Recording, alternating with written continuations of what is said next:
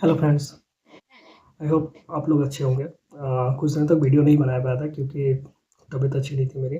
सर्दी खांसी बुखार था, अभी सीजनल चल रहा है तो सभी लोग बीमार थे घर पे। So but now I am back and regular आपको वीडियो दूंगा about the company updates and everything. So आज हम लोग जिस कंपनी की बात करने वाली है that is a Bhagyanagar India limited. मैंने इसका वीडियो पहले भी पोस्ट किया था, that is about the Q2 FY26 results. तो एक बार उसको हम लोग देखते हैं हाई लेवल पे, उसका रेवेन्यू ग्रोथ कितना था एट द पैट ग्रोथ कितना था, देन मैं आपको Q3 FY26 के बारे में बताता हूँ। ओके, और उसके साथ साथ कंपनी में काफ़ी इंटरेस्टिंग चेंजेस भी हो रहे हैं, प्लस उनका गाइडेंस भी आया हुआ है नेक्स्ट ईयर का, इस साल का सारा कुछ है। सो मैं आपको सारे अपडेट्स देता हूँ। तो Q2 FY26 में उनका रेवेन्यू ग्रोथ था, ये वाई लेवल पे मैं बोल रहा हूँ, 42%। And the PAT growth was 202%। या और अगर आपको इस कंपनी के बारे में पता नहीं है तो they started as a building the copper rod 1982 में। I think they started building this thing, और धीरे धीरे उन्होंने अपना फोकस वैल्यू एडेड प्रोडक्ट के ऊपर शिफ्ट किया। सो मतलब वैल्यू एडेड प्रोडक्ट मतलब जो OEMs होते हैं, जो जैसे फॉर एग्जांपल ऑटोमोबाइल्स जो कार में लगते हैं, जो भी कॉपर रिलेटेड प्रोडक्ट, वो सब चीज़ें। सो एक मतलब प्लेन रॉड बना के बेचने से अच्छा है कि अगर आप उसमें कुछ वैल्यू ऐड करके एक कंपोनेंट बना के बेचोगे, you will get more profit right. That's a concept here. So value added product के कारण कैसे उनका मार्जिन्स भी बढ़ा and all those things happened.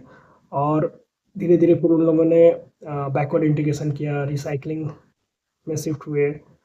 Now they are also targeting the AI, EV and the solar energy sector as well. So I feel the company का focus काफ़ी अच्छा है।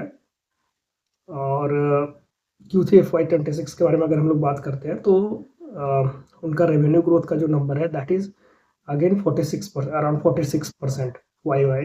And the PAT growth is 222%, around 222% points में point मतलब छोड़ देते हैं हम लोग। EPS इज 4.01, जो कि लास्ट सेम क्वार्टर में दैट वाज 1.25। सो 1.25 से दैट्स वेंट अप 4.01। अच्छा ये नंबर।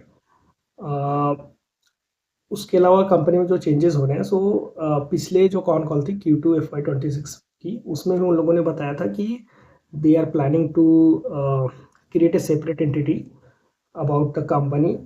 बिकॉज कंपनी के अंदर दो तीन चीज़ें मेन है। एक है उनका जो कॉपर रिलेटेड सारा कुछ है, मतलब copper related recycling plus building all those products जो कॉपर पे मेन फोकस्ड है। ओके, दूसरा है उनके सोलर एनर्जी भी है, और उसके साथ साथ I think they have land parcel and other things as well.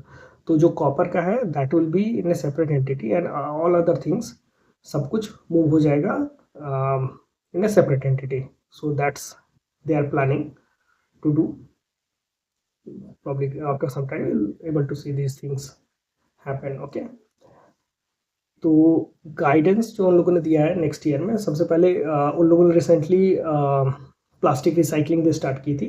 तो उसका जो अभी का जो नंबर है, they are doing the recycling around 150 ton of plastic, but they are hoping to reach 500 ton by the next year. तो so 150 से 500 ton पहला तो plastic recycling they are hoping to reach there. और जो तीन चीज़ें हैं, जो for example AI, EV and the green energy, जो कि काफ़ी hype, not hype, these are the basically the buzzwords in the industry right now right. सब कोई AI के बारे में बात कर रहे हैं कि AI आने वाला है and all those things happening here, at least India. बाकी जगह तो lot of things are happening using the AI। Then the EV is there, और ग्रीन एनर्जी जिसके बारे में लोग बात करें, तो they are also building the components for all these three things. मतलब जो भी OEMs है, जो भी कंपनीज है जो इनसे रिलेटेड काम करती है या फिर EV रिलेटेड है या और ग्रीन एनर्जी रिलेटेड, उनके लिए they are manufacturing the components, again the value added components, so that these are once the demand is also going up for these components, और जब ये बना के देंगे तो that will be again the value added product, and they are shifting their focus on these markets as well. तो total उनके 500 customers है, all the OEM customer from the all the areas like automobile से हो गया, electrical हो गया, सारे sectors को मिला के उनके 500 कस्टमर्स हैं अभी, ओईएम कस्टमर्स। ओके, और उनको ही ये जो भी ये मटेरियल बनाते हैं, प्रोडक्ट्स बनाते हैं, वो सप्लाई करते हैं।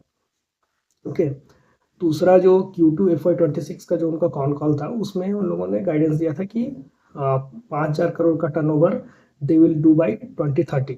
ओके, बट जो अभी उनका जो ग्रोथ एंड डिमांड जो चल रहा है, उसको देखते हुए उन लोगों ने बोला कि they are going to reach the 500 crore turnover by 28-29। So उसको प्रीपोन कर दिया, which is very good, right.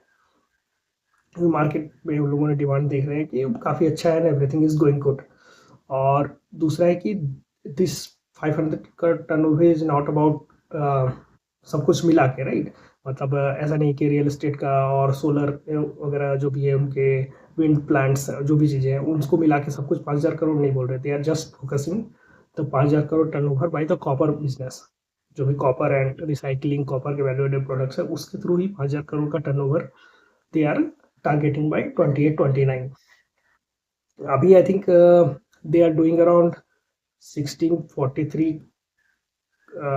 का टर्नओवर, और last year there was I think 1625 का। तो I think what they said that current जो फाइनेंशियल ईयर है, दे will do the around 40% growth, और नेक्स्ट ईयर का they are giving the guideline that they will grow by 25% in the this top line growth, EBITDA, and the margin. So all three things will be around 25% ka growth they are saying. Yeah, I think these are the main points that I wanted to say to you. Also in the Q3 FY26 का con call को जो मैंने attend किया था, they said that जो land parcel है उनके पास, सो अभी they are based in the Hyderabad, right, and they have the big 3 land parcel. तो कैसा है कि हैदराबाद में एक पॉलिसी आई है that is basically allowing all these industrial land parcel to converted as a commercial और रेसिडेंशियल एरियाज। ओके, बिकॉज धीरे धीरे शहर जो भी आपके इंडस्ट्रीज के पास आ जाता है, right. So what government is targeting is कि इंडस्ट्रीज को शहर के थोड़ा बाहर लेके जाएगा, क्योंकि बट उनका जो करंट लैंड पार्सल है, लैंड है, that also need to be developed. So because of that, this policy is already there. So what they are doing is they already have the land parcel and everything.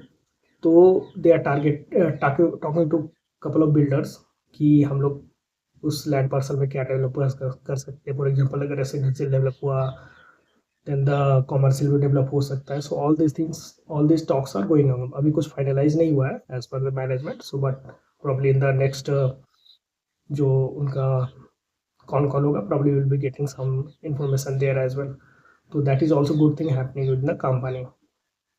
Yeah, I think those are the main things that I've collected from the con call and the company details. If you have any other doubt, any other thing that you want to know about this company or any other company, please let me know. Thank you.